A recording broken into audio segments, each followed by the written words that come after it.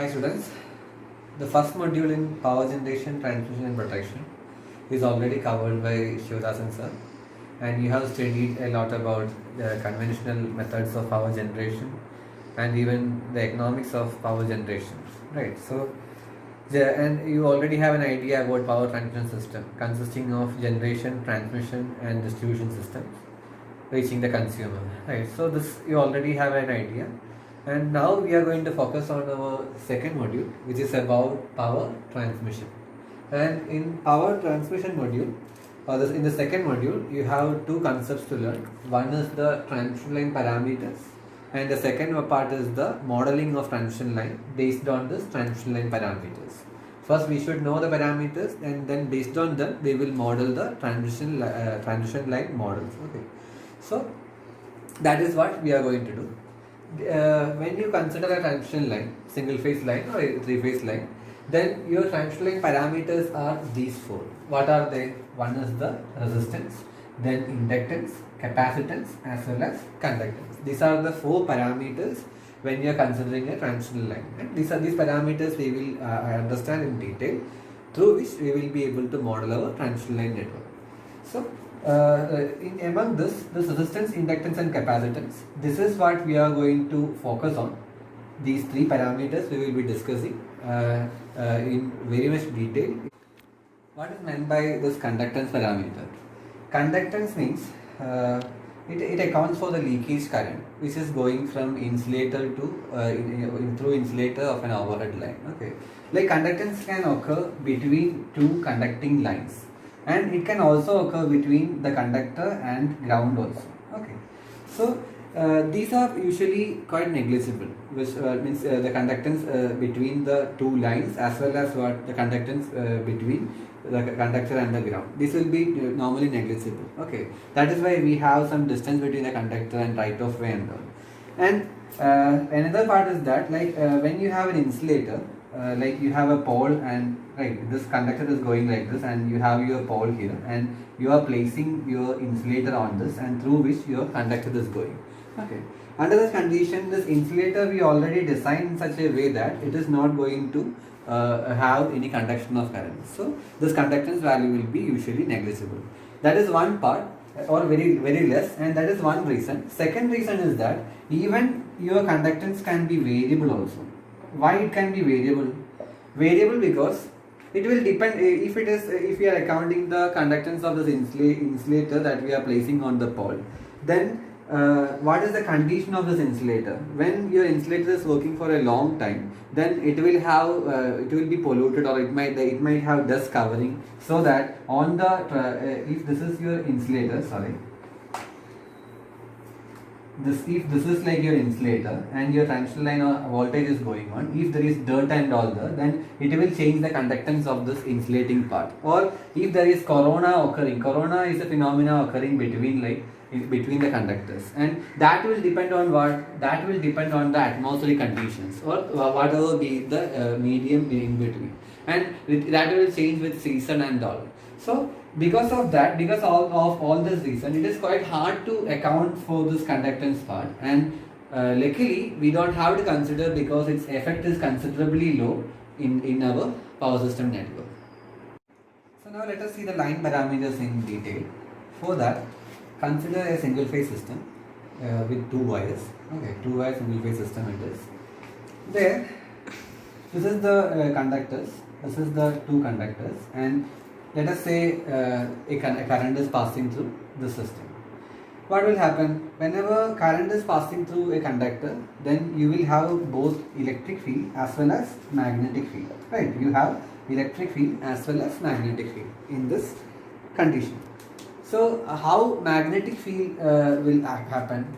When you have a current passing, let us say current is going into the system, then your magnetic field lines will be of having what's in circular rings around this conductor, right? So this is how your magnetic field lines will be, as you can see on both the conductors. That is how magnetic field lines will be. And what about electric field lines? Let us say this is having positive charge and this is having negative charge. Then your electric field lines will how it will be? Electric field lines will originate from the positive charge line and it will end at the negative charge line. So this is how your electromagnetic field when you are considering a single phase transition line system. Now let us see what happens when you have a current variation. Your current is having a variation here. That is what happens when you have an AC. Your current is continuously varying. So when your current is varying, what will happen to the magnetic flux lines? How much more the current is, that your flux is dependent on what? The current. So how much more the current is happening inside this conductor, then apparently your magnetic flux lines will increase, right? So similarly, when your current is reducing, your number of magnetic flux lines will change, right? So depending on the magnetic flux line changes, you will have an induced EMF on the same conductor, right? That is what we learned with our basics. So what is inductance? Inductance is given by what? Inductance is given by V divided by di by dt, right? So this is what is meant by the inductance of this line, where voltage is induced on the line and di by dt corresponds to whatever current variation, the rate of current variation happening inside. Because di by dt will means what? It reflects the rate of change of what? The flux also. So that is about the inductance part of it. Now, as what is capacitance? Capacitance is given by what? It is what? Charge per potential, right? Charge per whatever be the potential difference. So when you have this two conductors and over two conductors you have a potential difference, then capacitance is given by the charge per potential difference of this transition line. So that is how inductance and capacitance occur in a transition line. Similarly, throughout all over the line, we have what? Power loss also. When you are passing a current, then power loss also happens. That is how resistance come into picture. So when you consider our resistance and inductance, they are distributed all over the line. From the beginning to end of our transition line, you have the resistance and inductance parameter distributed. So then we represent as series parameter, since they are distributed all over the line from one to the another end of the transition line. They are what? That is what resistance and inductance are. They form series impedance in a transition line. Okay.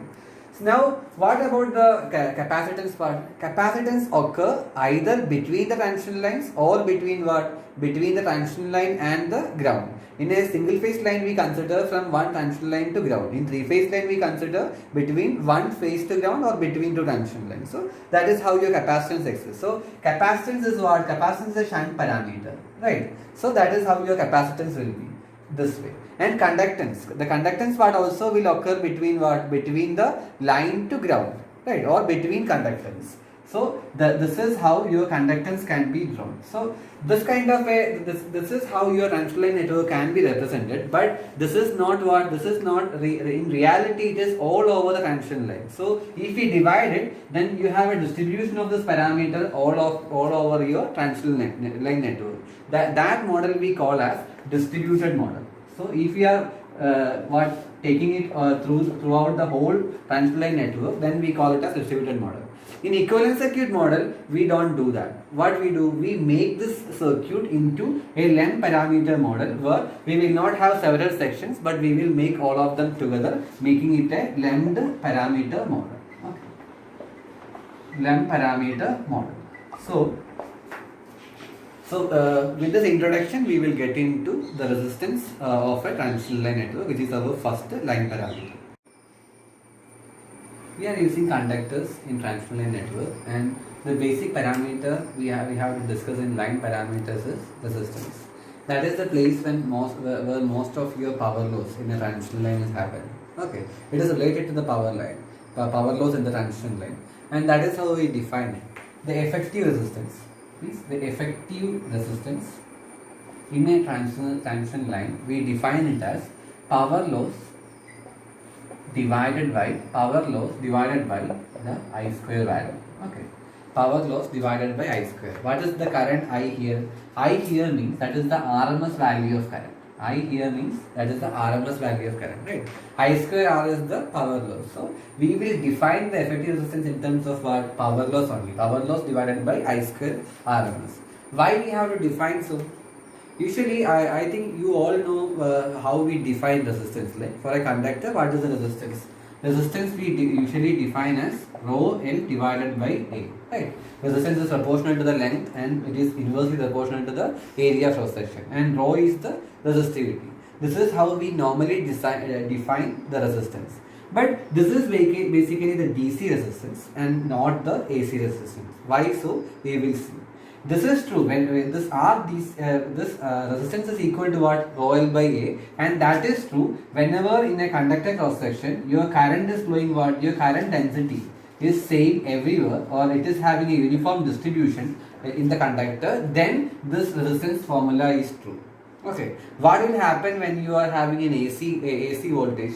As we normally use in our power system network, we are using AC, not DC. So when we have AC supply or when your frequency is increasing, now you have DC. In DC, your equation is this only. But when your frequency is increasing, then what will happen? Then your current distribution will not be same everywhere. Your current distribution will start varying. Understood? Because of that, your resistance also will vary.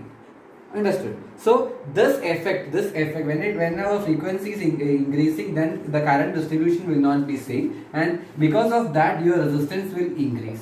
This phenomenon is what we call as skin effect. This phenomena is called as skin effect. Okay, we will get into detail about this skin effect. So what is meant by skin effect? For that, consider this cross section of the conductor as shown here. Cross section of the conductor, and let me say a current is flowing into the conductor. Whenever you have a current carrying conductor, then definitely magnetic flux linkage will be there, right? So it is going here, and you will have what? Magnetic flux lines inside this conductor like this in circular rings, since your conductor is carrying current in this direction. So when you have current like this and magnetic flux lines like this, you have to consider these 2 points A and B, and let us see what about the flux linkage at point A and point B. Okay, if you see the first point A is inside, right? It is the interior point, and because of that, most of the flux lines which are in this conductor, they are all linking with the point A. Right, and when you are seeing the point B here, the second point, it is exterior to the what? It is exterior to the conductor, right? On somewhat near the surface. So that here only what after B, whatever points are here, this area where how many magnetic flux lines are there? They are only linking with what? The B. So when the number of flux lines or the flux linkage is more, flux lines will be more, then what? Flux linkage will be more. So I can say that for the flux linked with the point A, that is greater than what? The flux linked with the point B. Clear? Flux linked with point A is greater than flux linked with point B. Now here we are applying what? We are applying an alternating current, right? So your current is alternating. When your current is alternating, and since what? The flux linkage with A is greater than B, what will happen? Whenever your current is alternating, you will have an induced EMF here. When the flux linkage is more at A compared to B, then the induced voltage also, here the induced voltage will be more compared to what? The induced voltage at the B. And as per Lenz's law, what does Lenz's law says? Lenz's law says that whatever we producing your induced EMF, it will oppose the cause of it, right? What is the cause here? Cause is the current which is varying here. So when your induced EMF is more around the interior area here, this part at this part the current will feel more opposition, because that much more induced EMF is there. So the current will feel more opposition in the interior part. And when it comes to the surface, since here the flux linkages are already lesser, your induced EMF also is lesser. Right, because of that, the opposition to current will be offered at this point or on the surface, on the periphery of this, on the surface it will be lesser. Right. So what will current do? Current is having two options: either to select the more opposition in the center or at the periphery. So it will go for what? It will go for the surface, since it is having lesser opposition by the induced EMF on the surface. So most of the current will be distributed on what? If you take the current distribution, most of the current will be distributed on the periphery, and there will be very less current on the center. So this effect is called as what? Skin effect. This is what is meant by skin effect. Okay, it increases the effective resistance of a conductor when it comes to AC. So we can summarize skin effect as when you consider your AC resistance, it will be greater than what the DC resistance, right? Due to non-uniform distribution of current.